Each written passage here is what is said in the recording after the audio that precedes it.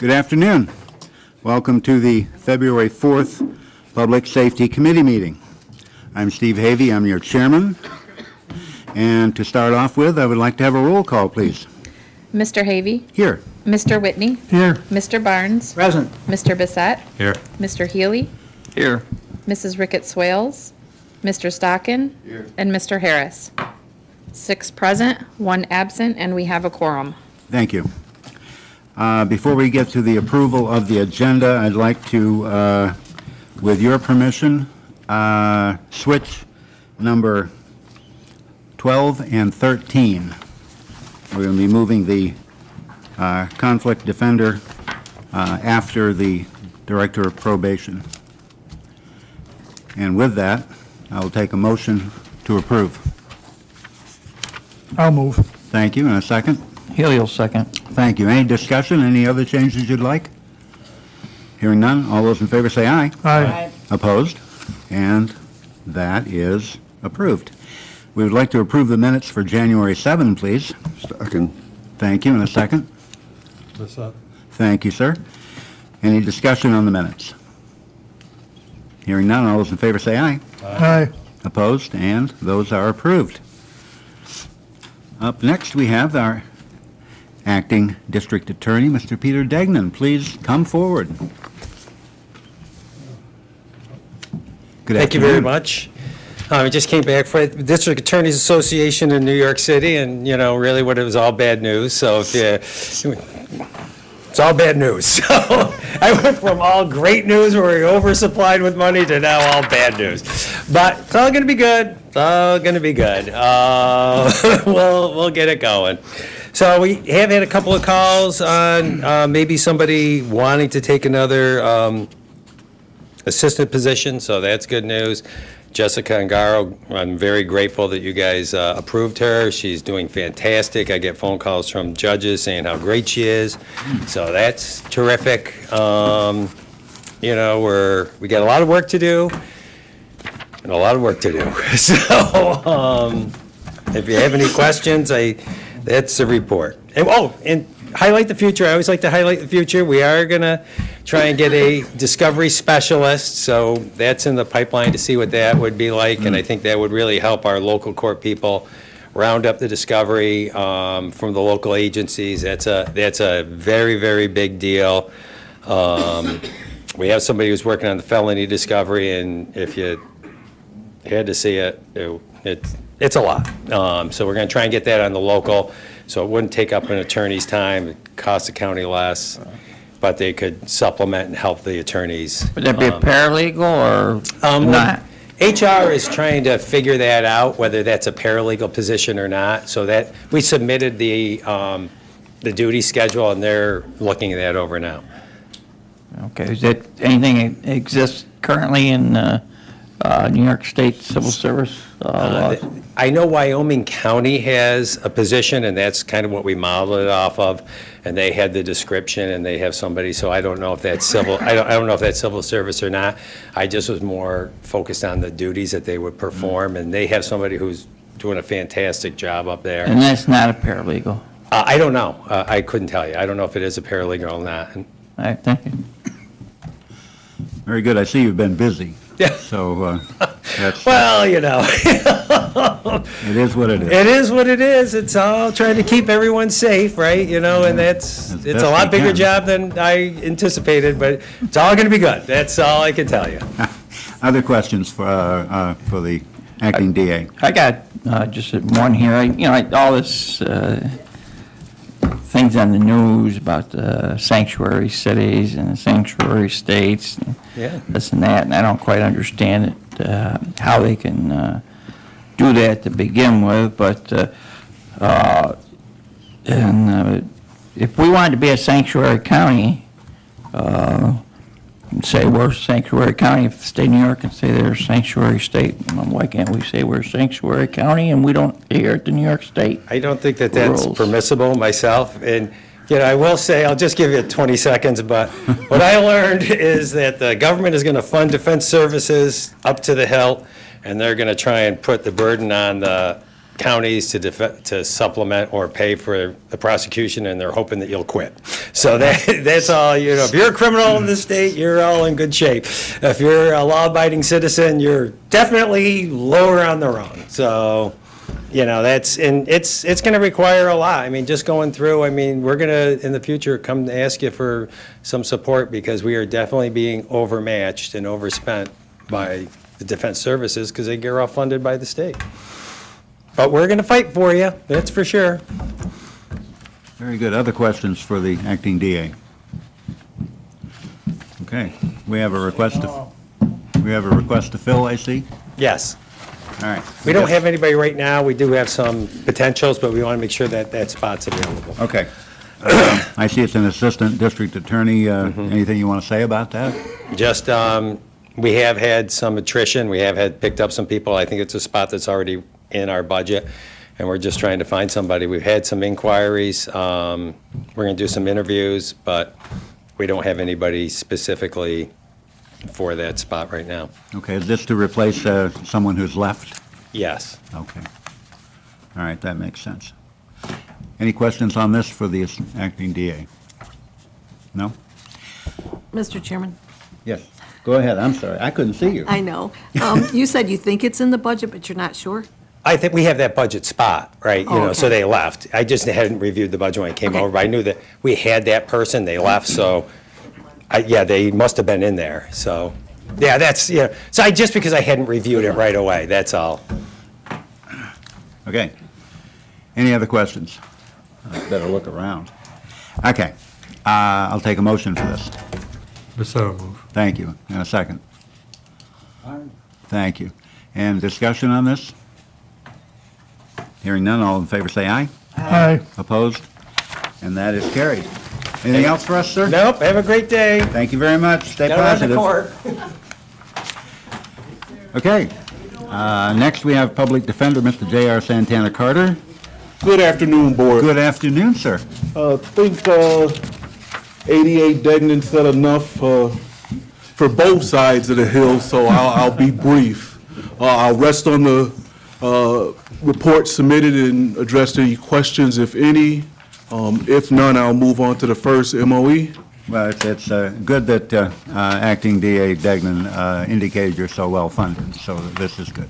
Well, you got to remember, y'all put in on it too, right? So we're not 100% funded by the state, right? I know. It's a partnership between the county and the state, and the county is doing its part, and it's being matched by the state.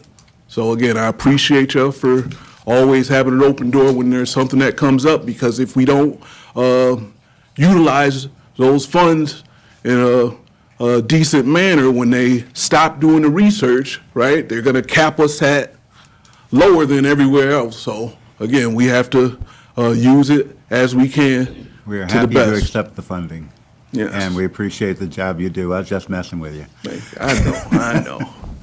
With that said, first MOE is to renew some of those grant funds for council at arraignment. So that's over 3 years, totaling over 600,000, very similar to the prior grants. We're just asking for renewal and ratification. Healy, move it. Thank you. Second? Whitney will second. Thank you, sir. Thank you. Discussion. Sir, Where am I? over here. Oh, Just wondering, is Go this ahead. the same funding that the conflict defender uses? Yes. When they appear at? Correct. Okay, thank you. very good. Other questions? All right. All in favor, say aye. Aye. Opposed? And that is carried. We have another. The second one is, again, another continuing grant. This one is tied more to the Harrell Herring settlement. Again, $316,000 over 3 years. Again, it's for both, not only my office, but the conflict defender's office. Thank you. A second. Thank you. Discussion. And the funding for this, under that Harrell agreement is not likely to go away, correct? Not for the foreseeable future. Again, it was to avoid further litigation and putting the counties and the state in the hot seat. So it would be detrimental to the state if it did go away. Thank you. Other discussion? Hearing none, all those in favor say aye. Aye. Opposed? And that is also carried. Now we have a request to fill. Yes, we have a legal case manager position. It was filled in the summer after a few months. It just didn't work out with that individual, so I'm looking to fill that spot. Again, it's grant funded, and so not filling it doesn't serve us best. So I'm asking that it be filled, and hopefully I can find some qualified candidate that wants to join the team. Okay, a motion, please. Pacetto move. Thank you. And a second? Whitney will second. Thank you. Discussion?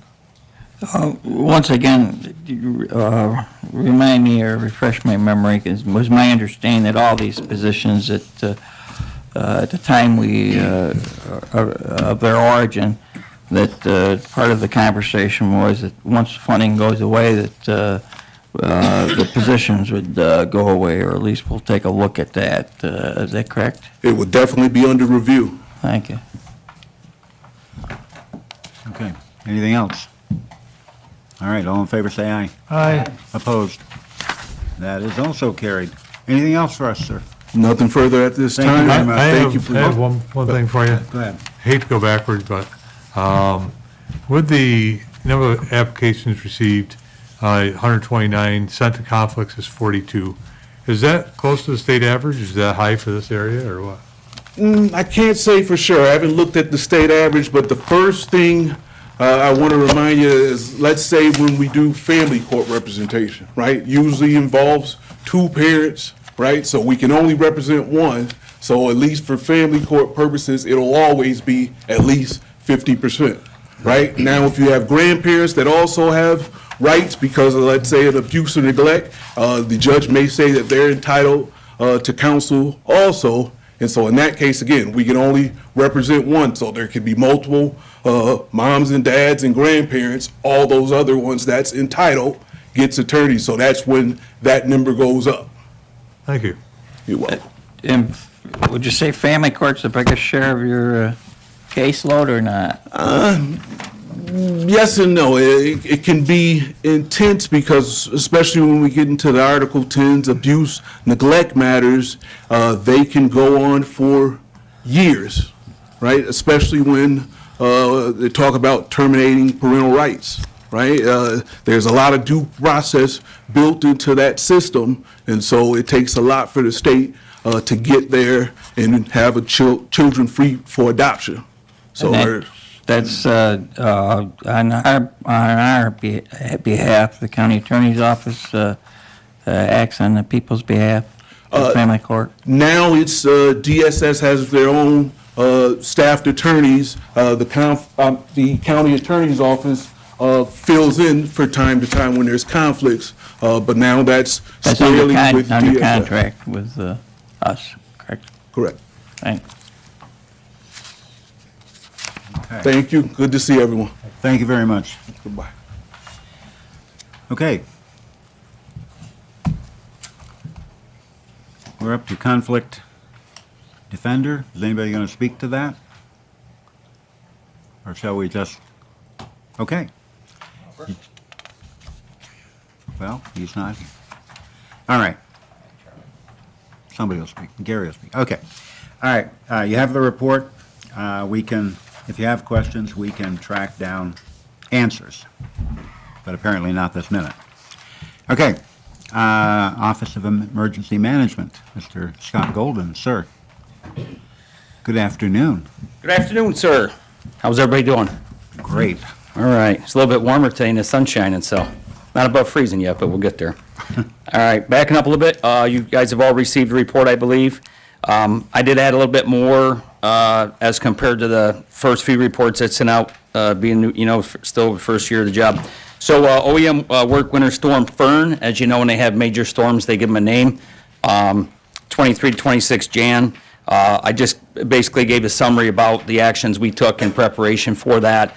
We did not have to open an EOC, Emergency Operations Center. We stood ready to do that. But the other offices coordinated and communicated with us, mutually working together ahead of time, prepping stuff. and I think they did a good job overall.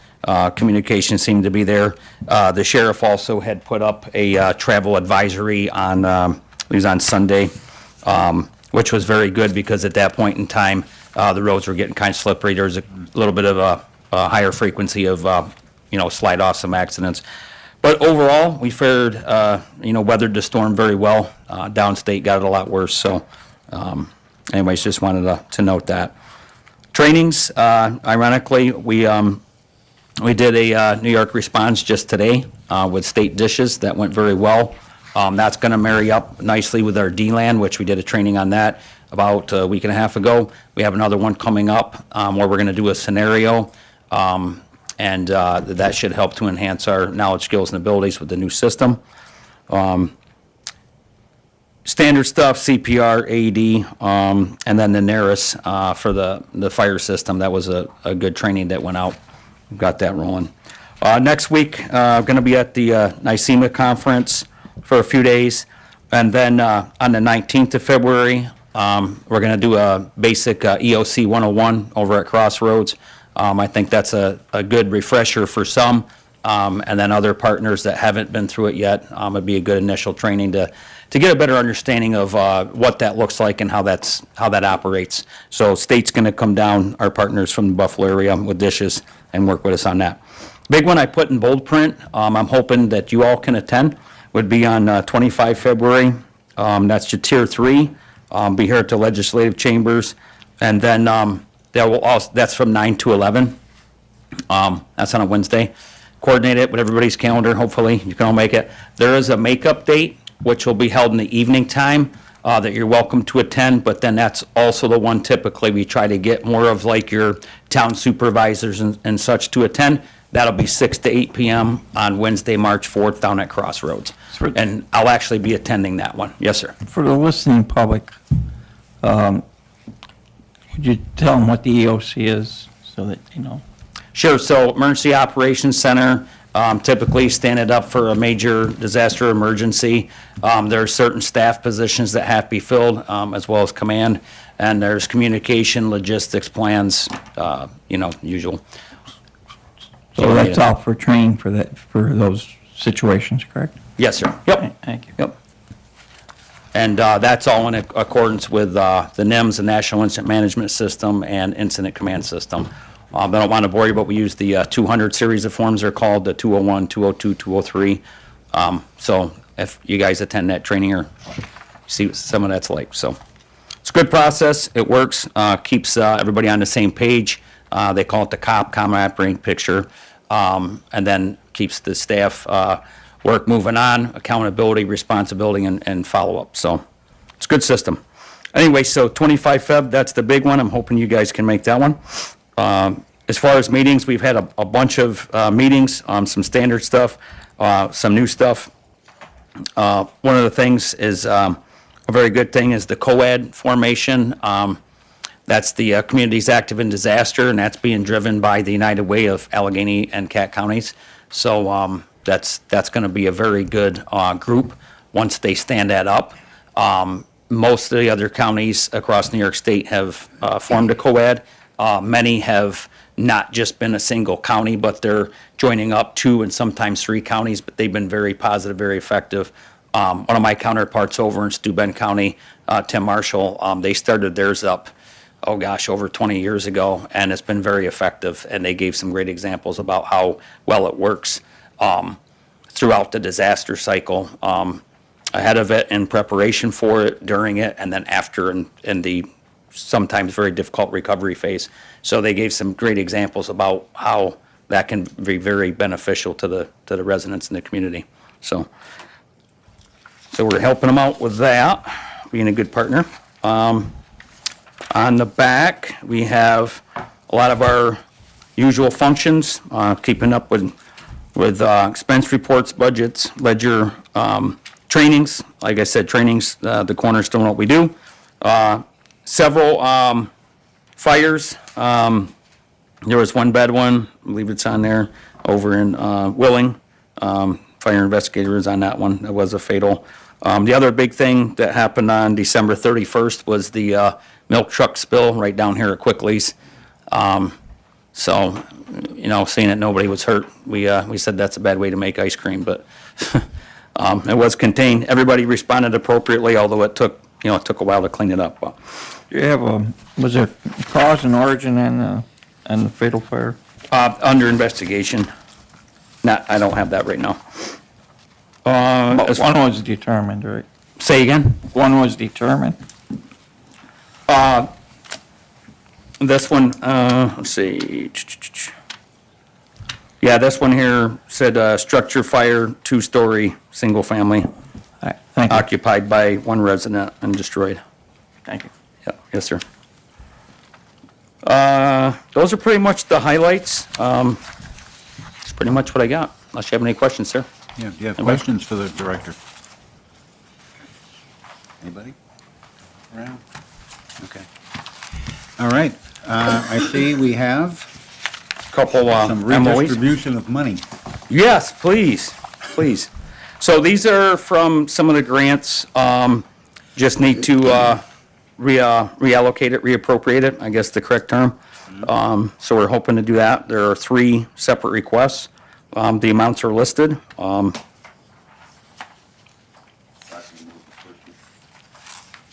second. Thank you. Discussion, excuse me. This is the 2023 Homeland Security Grant Program. The amount is, if I'm reading it correctly, $29,875. Any discussion on that? All in favor, say aye. Aye. Opposed? And that is carried. Thank you. right. Next one up. Next one, this is for the Homeland Security Grant Program. This one here is for, let's say it's a different year. Yeah, the one from '24, unspent funds from 2024. So we're looking to reappropriate that. Ilya, move it. Thank you. Second. Whitney will second. Thank you. Discussion? Okay, hearing none. All those in favor say aye. Aye. Opposed? That is carried. And the last one? And then this one is for, from FY 2024, Emergency Management Performance Grant, Resolution 46924, previously approved budget for the grant. Total amounts, 21,354. This one's a 50/50 grant requiring a county match. New grant regulations, specify funds be allocated to specific areas, including support for staff salaries, training costs, et cetera, et cetera. Desetto move. Thank you. A second? Thank you. Discussion? Hearing none. All those in favor say aye. Aye. Opposed? And that is also carried. Anything else for us, sir? No, that'll do it. Thank you very much for your time. All right. Thank you for all you do. We appreciate it. All right, thank you. Okay. Up next, we have Probation Director Scott Grantier. Good afternoon, sir. Afternoon, how are y'all doing today? Super. You have the monthly report for January, starting out the year pretty standard. Pretrial continues to be our biggest workload.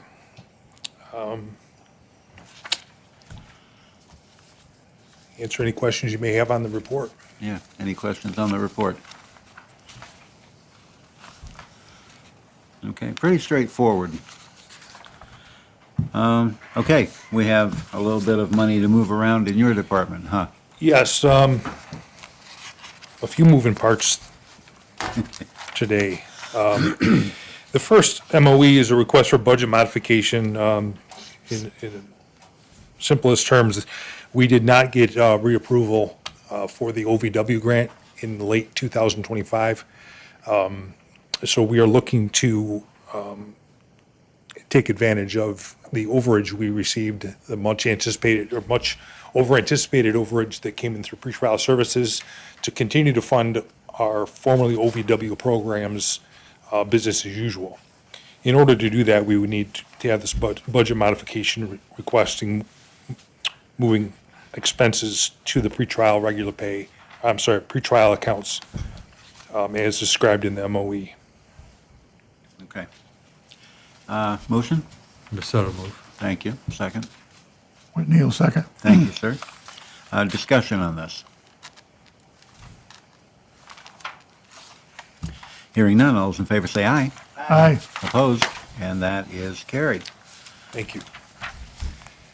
Related to those services under the, our formerly known as OVW grant programs, both the sex offender intervention treatment and the domestic violence intervention and treatment programs, we're looking to renew contracts for our two mental health practitioner services.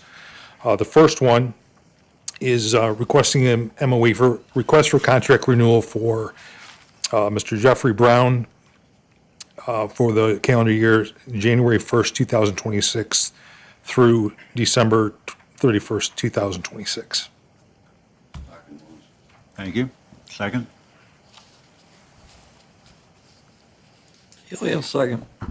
Thank you. Discussion. Mrs. Burdick. On the OVM, is that similar to the money that Accord did not get? Is that the same line? That's correct. We were in partnership with Accord for those grant cycles previously. And unfortunately, with many changes at the federal level, and then we had a very strong application for renewal, but it just did not come through. And with the shutdown last fall, it was a delayed report, so we're on Plan B here, but I think it's a good plan. It is in the budget. Anyone else? Hearing none, all those in favor say aye. Aye. Opposed? And that is carried. And lastly, we have, Another contract renewal MOE for Alfred Counseling Associates, to provide evaluations and assessments for fiscal year or calendar year January 1st, 2026 through 2020, December 31st, 2026. This is in the budget. This is an increase in the rate per evaluation, and looking at the fair market value, we're right in the middle. But that did see an increase, but it was still within the budget line. I so move. thank you, and a second. Whitney will second. Thank you, sir. Discussion. Hearing none, all those in favor say aye. Aye. Opposed? And that is carried. Thank you, sir. Thank Anything you very else for much. us? Yes, I do. As some of you may know, I've let some of you know, my departure from probation will be effective April 3rd. I just wanted to make everyone aware of that. And I'll be working diligently the next 2 months on a long list of things to make sure they're solid and good for a transition at some point. But looking forward to new chapters, both for personally and for the department. So. We in the committee wish you well and thank you for your time here, and we're not ready to let up on you yet. You got 2 more months, so have at it. Well, yeah, this is home. I'm not going, I may go, someday in January, you might get a postcard from me, but Allegheny County is home, so I'm not going too far. Before you leave, anything on youth court report? We have a follow-up meeting tomorrow, Friday morning with the youth services team for an update. I do know that the training is occurring, everything is set with funding, referrals. I don't believe, maybe I could ask, if with permission, ask Jessica if we have any updates on anything to do with youth court. We have secured training with the BOCES, the Criminal Justice Program at BOCES. So the youth court coordinator is going to start her training there. I think it's the 22nd through the 24th. She's going to do it right at BOCES in the class. And then as soon as they're up and ready for that, we'll start taking referrals. Yep. Do we have funding for that? Yep. Outside funding? Yep. Thank you very much. You're welcome.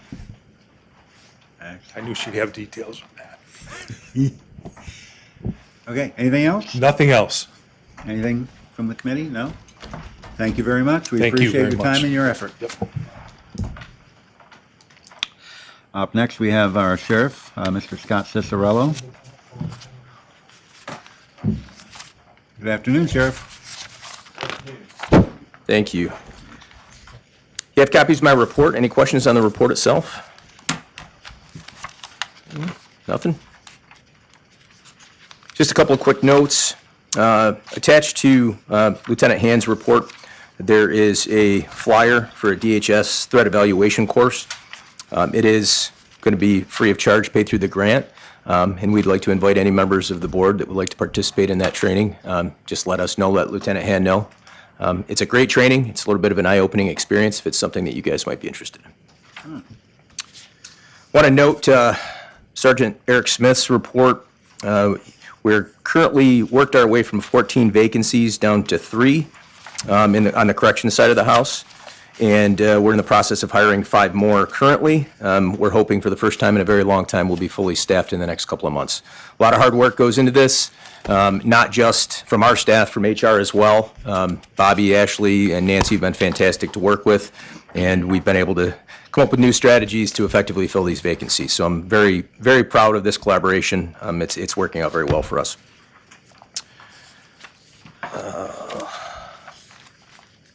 Before we move on, is there anything else to business? Sheriff, I'm very impressed with the January wellness report. A ton of activity there, all focused to make the folks that work with you and for you more comfortable and ultimately safer, probably. I agree. The program's important for a lot of reasons. We depend on outreach, and law enforcement's a tough profession, and it's difficult on people in their personal lives and their quality of lives, and this program helps us in that regard, and that's probably the most important element. Other elements are we collaborate with other offices within the county. We assist them in their programs. Peer support is a direct result of collaboration with probation with our wellness team. That has become absolutely invaluable. They're used often. Very often. Jess McKnight is here. She's a part of that team. She can speak to the effectiveness of the team. Also, Lieutenant Craig Plaisted is a part of that team as well, and they do a fantastic job. Most recently, we were asked for services for peer support for a situation in the town of Willing regarding a fatality, and our team responded and assisted with a critical incident debrief for that. So I'm very proud of the team. I'm very proud of our wellness program. I'm proud of the peer support team. It's something that we didn't know we needed back in the day, but it's something that we've found that we can't do without now. Outstanding. Okay, questions for the sheriff on his report. Mr. Barnes. Yeah, going back to your jail population, as of January 28th, you had 3 ICE. Is that still correct? Is this what, you want to talk about ICE? Oh, yeah. All right, let's talk about ICE. So everybody has read the news, what the governor put out last week, correct? With essentially terminating all local contracts, our ability to house ICE detainees. So we can't have this discussion without talking about history, all right? We go back to our relationship with the federal government under many different offices, all the way back to Sheriff Whitney's time, and prior to him, Sheriff Tompkins, and prior to him, Sheriff Belmont. We've had contracts with the federal government going back since the inception of the new county jail. It transcends whatever administration has been in Washington, D.C., whether it be a Republican, Democrat, we've always had these contracts with the federal government. To terminate our ability to house ICE is extremely short-sighted, and I believe that it's making an emotional decision when it comes to business, and I don't think we should be doing that. I don't think we're in a financial position in Allegheny County to turn away hundreds of thousands of dollars in income because we're disagreeing with some things we see on a national level. That's my personal opinion. Of course, people have concerns, and I understand those concerns. But I don't believe by terminating our ability to house ICE detainees, I don't believe that that benefits us in any way, shape, or form. Now, what people also don't understand is that in law enforcement, going all the way back in my career, and I'm sure when Mr. Hilly is with the state police, and Sheriff Whitney, in his time, can attest to this. When we encountered someone that was undocumented when I was a patrolman going all the way back, 30-some years, we would detain that person. We would contact Border Patrol, back then INS, ICE now, and we would say, do you want this person? Sometimes they'd say yes, sometimes they'd say no. Frankly, it pretty much depended on who was in Washington at the time, whether they would take those people. But we always detained them, and we called in and we asked. Fast forward to where we are now, we still do those things. We still cooperate. If we encounter someone in the course of our everyday duties, and we're not out there actively looking, but when we encounter someone that's undocumented, we make those same phone calls. We detain the person, we contact the federal government, we say, do you want this person? Sometimes they'll run a check and say, is the person criminally wanted? Do you have criminal charges on that person? Sometimes that would change whether they wanted to come pick up that person or not, if they were under indictment or under criminal charges. So it always depended, but we always would detain that person, and we would always contact our partners at Border Patrol. Back then it was INS, and now it's ICE. So we have done nothing different in law enforcement in this state. There has been some changes with the state police and how they do things, but that's for other reasons. That's for political reasons. One other caveat of this legislation that's being proposed by the governor is the 287G program. Now, you may or may not know what that is. Essentially, what that is you take local deputies from a sheriff's office and they get cross-deputized federally. And what that would allow a local agency to do, a local sheriff's office to do, is to actually arrest federal undocumented and other people wanted by federal government, would actually allow us to arrest them, then take them into custody, and then prepare for a transfer to another federal facility. We're not participating in the 287G program. We don't do that right now. It's something that's been brought to us, but something that we're not participating in. All that does, though, which people don't understand, we've always had this cooperation. We've always done this. We've always taken detainees into custody, and we've always done the transport, but we never got paid for that. It's something that we just always did. If you participate in the 287G program, they not only will pay the salaries for your people, they pay you a stipend to be included in the 287G program, which is a lot of money, and they buy you vehicles to assist in your support. When they come down and run operations, you get paid when they do that too. So there's a lot of discussion when it comes to the 287G, and that's probably a conversation we'll have another time. We're not currently in a position where we're participating, and that's about all I can say on that. So did I answer all your questions? Pretty much. Okay, what else you got, Gary? Can I get one in? Real quick.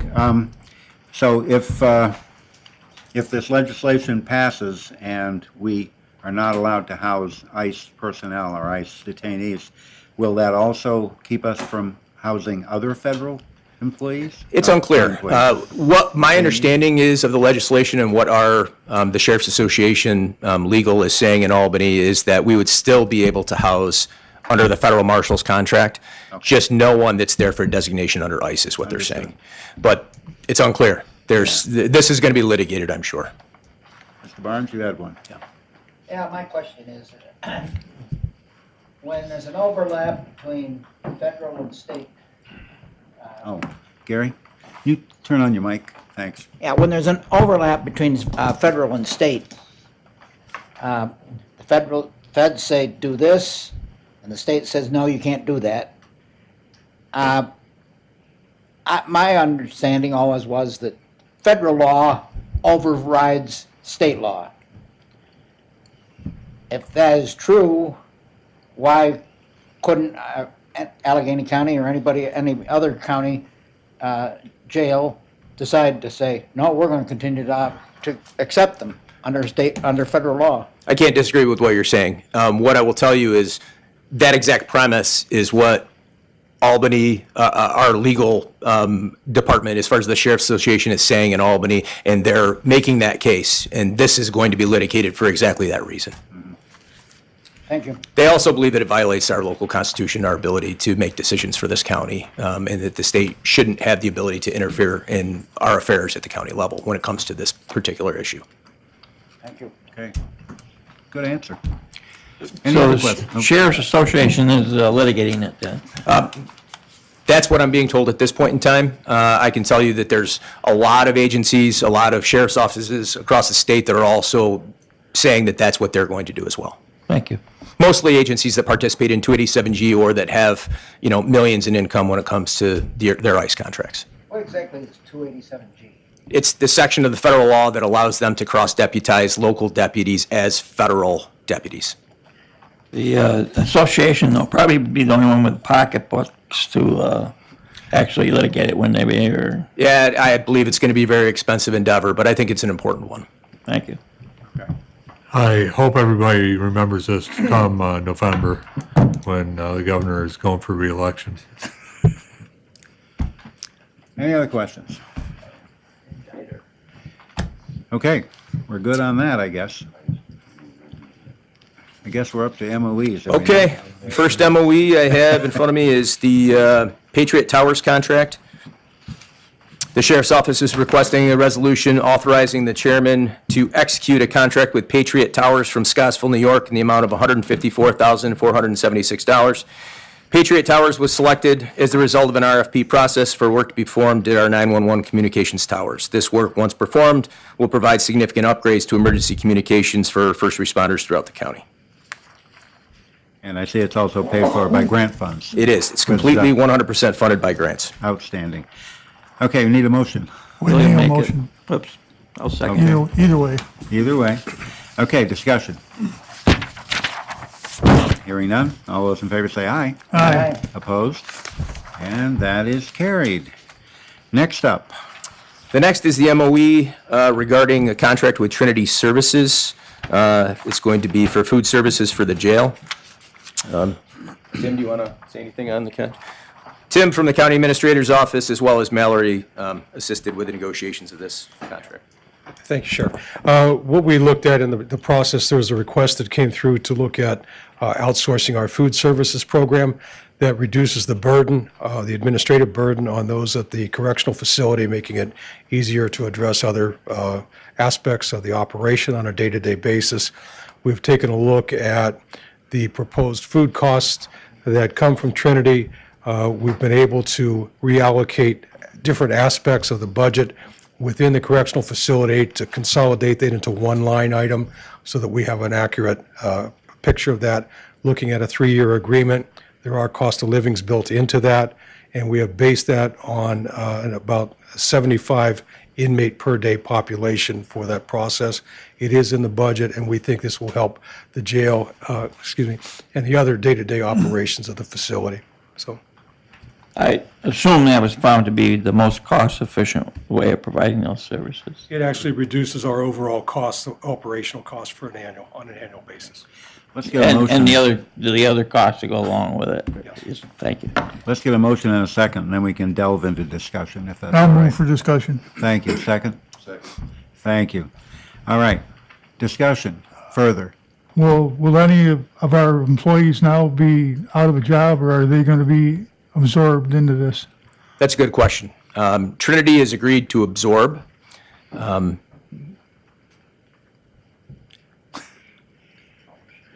We should probably go into executive session to discuss this further. All right. To discuss this, we would probably need to go into medical, financial, credit, employment history of a particular person or corporation, and I will take a motion for that. I'll move. Thank you. Thank you. All in favor, say aye.